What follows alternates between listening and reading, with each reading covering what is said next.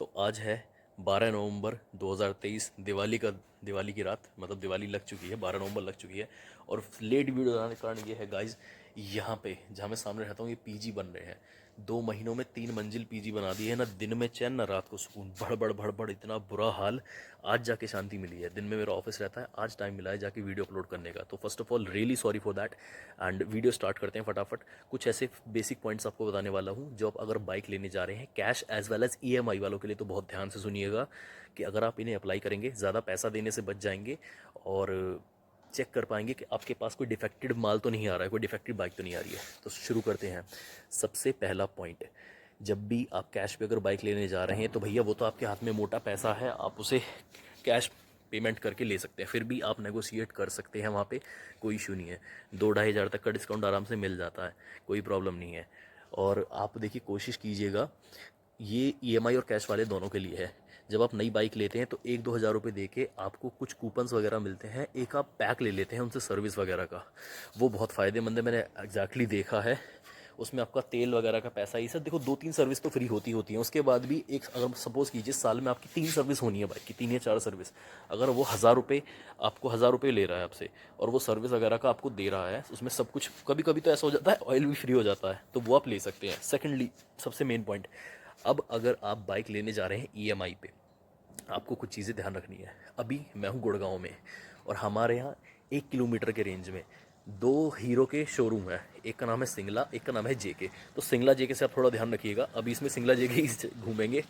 तो सपोज़ कीजिए अगर मुझे ले, अभी नॉर्मल बंदा जाएगा सिंगला जेके वाले के, कहेगा बाइक मुझे ईएमआई पे करानी है, वो उसे बैंक वाले के पास ले जाकर बिठा देगा, बैंक वाला उसे मोटा मोटा समझा देगा भैया 81,000 की अभी एचएफ डीलक्स पड़ रही है, अंदाज़ा बता रहा हूँ, उसे वो मत लीजिएगा। 81,000 80,000 की एचएफ डीलक्स पड़ रही है, अब आपको देने होंगे कितनी किस्त बनवानी है भैया, मुझे 2 साल किस्त बनवानी है, 24 किस्त। भैया मोटा मोटा आपके लगेंगे 20,000 के आसपास लगेंगे, 22,000 रुपये लगेंगे, तो आपको पड़ेगी 1,02,000 रुपये की, ठीक है। नॉर्मल बंदा यही करेगा। अब अगर मैं बाइक लेने जाता हूँ, मैं क्या करूँगा, सबसे पहले मैं सिंगला वाले के पास जाऊँगा, कहूँगा मुझे बाइक ईएमआई पे लेनी है, सब कुछ देखने दाखने के बाद, और मैं उससे सबसे पहले ये पूछूंगा भैया आपके यहाँ कौन कौन सी बैंक की फैसिलिटी है, किस किस बैंक से आप ईएमआई करवा रहे हो। तो जितने भी बैंक होंगे, अगर सपोज ये 10 बैंक है, 10 बैंक तो नहीं, एटलीस्ट 3 से 4 बैंक वालों से मैं बात करूँगा, सबकी कोटेशन ले लूँगा कागज़ पे लिखवा के कि भाई इतने टाइम के लिए मुझे बाइक में कितने का पड़ेगा। तो आप ये महीने आपको पता चल जाएगा जब 2-3 बैंक्स के आप रेट लोगे ना, क्योंकि बैंक वालों में भी होड़ मची रहती है कि भाई मुझे करनी है इसकी बाइक की ईएमआई, मुझे करनी है। तो एटलीस्ट आपको 5 से 7 हज़ार रुपये का इंस्टेंट डिस्काउंट देखने को मिलेगा। जो बाइक सपोज कीजिए आपको एचडीएफसी फाइनेंस वाले से 1,03,000 रुपये की पड़ रही है फाइनेंस करने के बाद, हो सकता है वही बाइक आपको किसी दूसरे बैंक वाले फाइनेंस वाले से 95 या 96 हज़ार रुपये की पड़ जाए। तो प्राइस कंपेयर कीजिए, वहाँ से कोटेशन उठाइए, कागज़ पे लिखवा लीजिए और फिर जाइए दूसरे वाले पे। अगर आपके आसपास एरिया में ज़्यादा दूर है तो कोई मतलब ही नहीं है, आसपास जाइए, वहाँ भी सेम चीज़ कीजिए और चेक कीजिए भैया मेहनत की कमाई है, उससे बाइक आ रही है। जहाँ आपको सही लगता है दाम, आराम से आपको लगता है कि सस्ता मिल रहा है, और इंश्योरेंस वगैरह सब कुछ लगवा लग्बू के, इंश्योरेंस वगैरह भी कंपेयर कर लीजिएगा जहाँ आपको सही मिलता है। और फर्स्ट पार्टी इंश्योरेंस ट्राई कीजिएगा, 5 साल का हो जाए तो बहुत बढ़िया, नहीं तो पहले 3 साल आपका, पहले 2 या 3 साल होता है फर्स्ट ईयर, वो फर्स्ट पार्टी फिर थर्ड पार्टी, सब कुछ जहाँ सस्ता पड़ता है बाइक उठा लो। अभी अगर मैं निकालूँ हीरो बाइक्स, ये लो हीरो एचएफ डीलक्स, ये आ गया HF deluxe, only few left. ये एक्स शोरूम प्राइस है, और अगर शोरूम के प्राइस अगर देखना चाहोगे तो 4-5 हज़ार कम ही मिल जाएगा ऑनलाइन अगर बुक करोगे। यहाँ से बुक करो, अपने नियर बाय स्टोर से जाके बाइक उठा लो। ये देखो, ये देखो,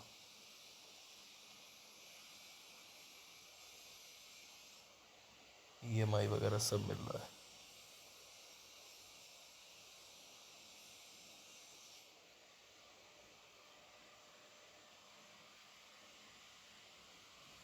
ये लो, और बाकी जो आरटीओ चार्जेस वगैरह वो तो सब आपको बता देंगे, लेकिन एटलीस्ट 3 से 5 हज़ार का तक का डिफरेंस आपको आ जाएगा। तो टोटल आपको इतना करना है। ये देख सेकंड पॉइंट, अब बाइक को जब हम लेने जाते हैं भैया, सब कुछ डील वील फाइनल होगी। अब जब डॉक्यूमेंटेशन के लिए बैठते हैं तो सेल्स पर्सन कहता है कि भैया आपकी बाइक जो हम रेडी करवा रहे हैं, आप फटाफट पेमेंट करके डॉक्यूमेंटेशन करवा लो। इसी जाल में आपको नहीं फंसना है। कई बार बंदे ऐसा कर लेते हैं, टेस्ट राइड बाइक चलाने के चक्कर में जो डेमो बाइक होती है उसे देख लेते हैं और बाइक को डन कर देते हैं, कहते हैं हम पेमेंट वगैरह कर रहे हैं, बाइक मंगाओ।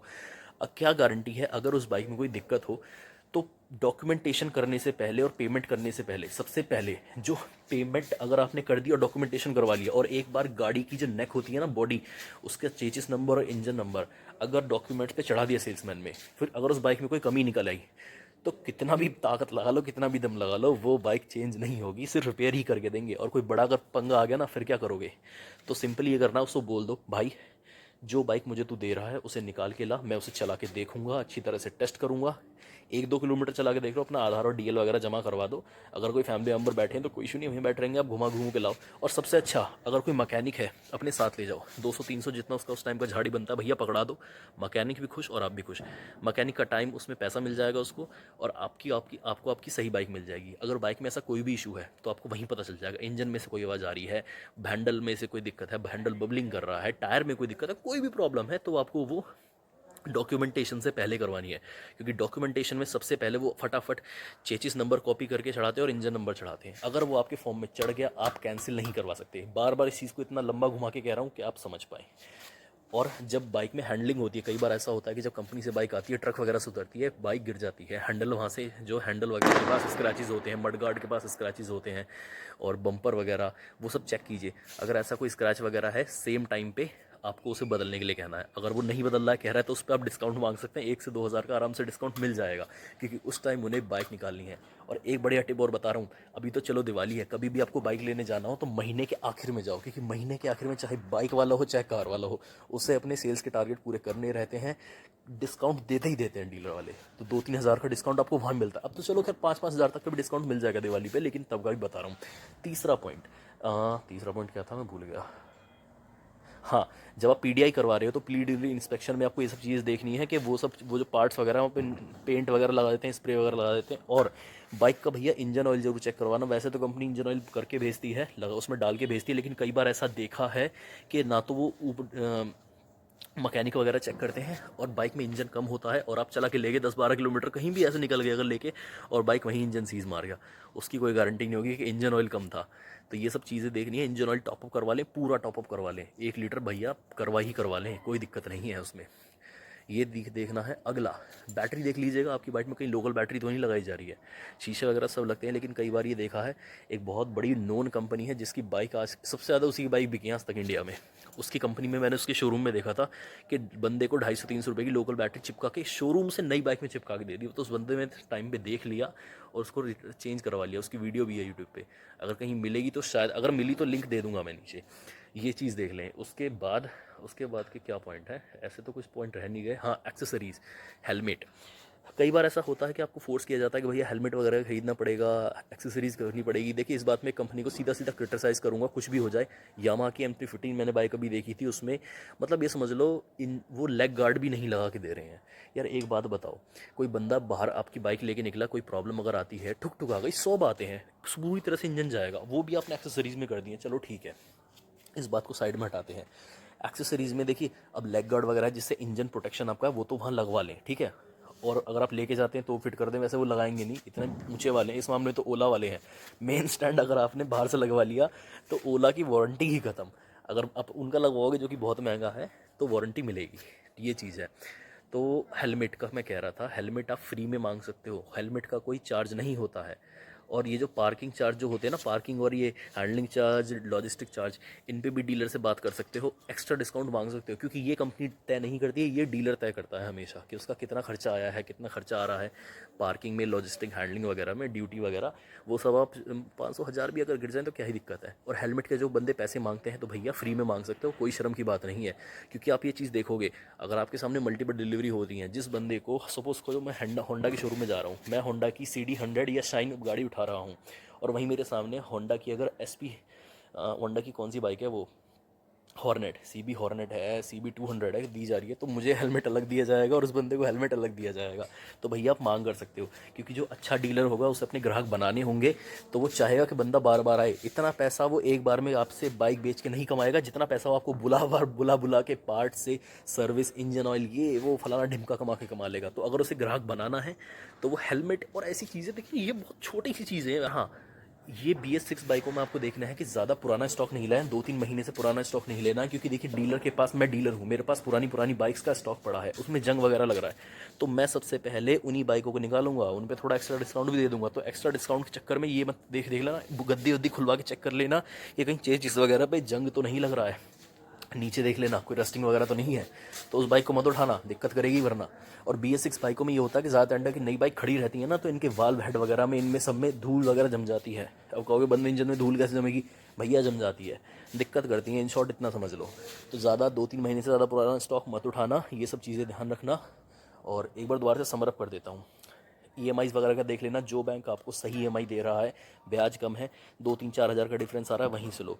दूसरा, मैंने आपको बता दिया PDI करवाना है, PDI में ये सब चीज़ें आपको चेक करवानी है, कोई स्क्रैच वगैरह, कोई इंजन में से नॉर्मल साउंड आप समझ पा रहे हो तो ठीक है, नहीं तो किसी मैकेनिक को ले जाओ, वो देख लेगा, 100-200-300 पकड़ा दो, उसका काम भी हो जाएगा, आपका काम भी हो जाएगा, और फ्री एक्सेसरीज़ आप मांग सकते हो। तो भाई यही सब चीज़ें हैं, देख सकते हो आप बाइक को, और अगर कोई बाइक के साथ कोई प्लान मिल रहा है जिसमें आपको लग रहा है अच्छे बेनिफिट्स दिए जा रहे हैं, तो उसे भी उठा लो, ज़्यादा महंगा नहीं है तो उठा लो। असल में देखिए, इस चीज़ का मैं करना चाहूँगा बजाज के साथ, बजाज काफ़ी अच्छे प्लान देता है, बजाज और हीरो, मैंने सुना है।